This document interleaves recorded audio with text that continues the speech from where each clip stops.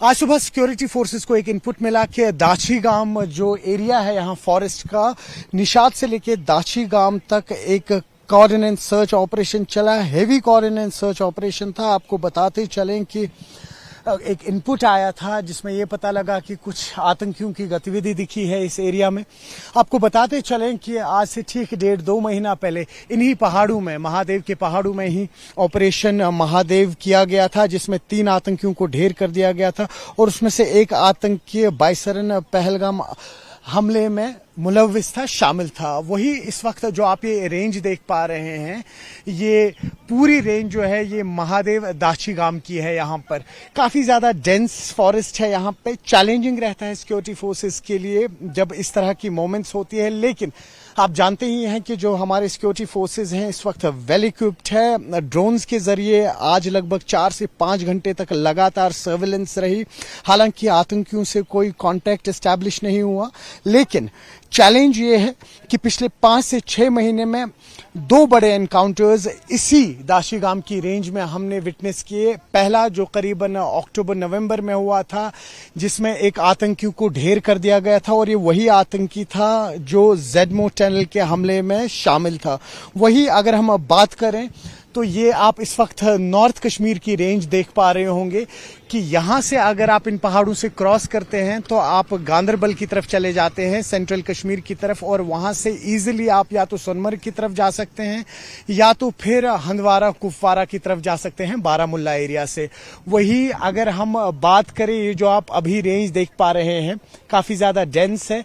Right side की अगर हम बात करें इस रेंज की, तो अगर आप दाची गांव से रेंज क्रॉस करते हैं तो आप इवेंचुअली साउथ कश्मीर के त्राल इलाके में पहुंचते हैं और वहां से फिर कई सारे ऐसे एग्जिट पॉइंट्स हैं जहां से जाया जा सकता है।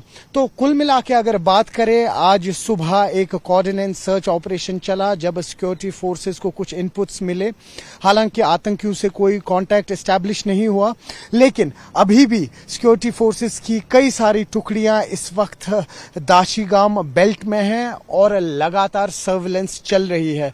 और ये सर्विलेंस आज से नहीं है। अगर हम बात कर लें जम्मू कश्मीर पुलिस की, एसओजी की या सिक्योरिटी फोर्सेस की, लगातार पिछले कुछ महीने से इस पर्टिकुलर एरिया में दाची गांव के जब इनपुट्स मिल रहे हैं तो हर दूसरे तीसरे दिन सिक्योरिटी फोर्सेस की टुकड़ियां इन एरियाज को सैनिटाइज करती है, प्रॉपरली ड्रोन से सर्विलेंस करती है और कहीं ना कहीं यही उम्मीद है कि जल्द से जल्द जो यहाँ अगरचे कुछ आतंकी छुपे हुए हैं उनसे कांटेक्ट एस्टैब्लिश हो, ताकि ये ऑपरेशन जो है उसको आगे बढ़ाया जाए।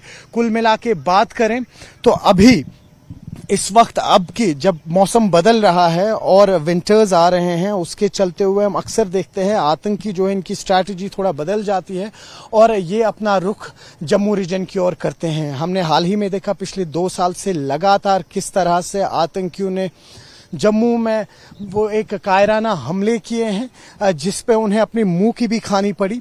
और उम्मीद यही है कि अब कहीं ना कहीं जब सिक्योरिटी फोर्सेस को इनपुट्स मिले हैं इन पहाड़ों के बीच से, तो ये ऑपरेशन जो है सर्विलेंस का या कोऑर्डिनेट सर्च ऑपरेशन ये जारी रहे, ताकि जो ये आतंकी हैं अब ये बेल्ट क्रॉस ना कर पाएं और इस बेल्ट को क्रॉस करके अगर वो त्राल से आगे निकलते हैं तो फिर वो कहीं ना कहीं इवेंचुअली अनंतनाग से होते हुए, पहलगाम से होते हुए आगे फिर जो किश्तवाड़ का एरिया है, डोडा का एरिया है, वहां मिलते हैं। तो कोशिश यही है इस वक्त सिक्योरिटी फोर्सेस की कि इन आतंकियों को यहीं पे रोका जाए, ताकि आने वाले जो विंटर्स हैं उसमें जो हमने पिछले 2 साल में जम्मू में देखा वो अब आगे ना देखें। न्यूज़ 18 के लिए आफाक शाह के साथ श्रीनगर दाची गांव से मैं सरोज कफील।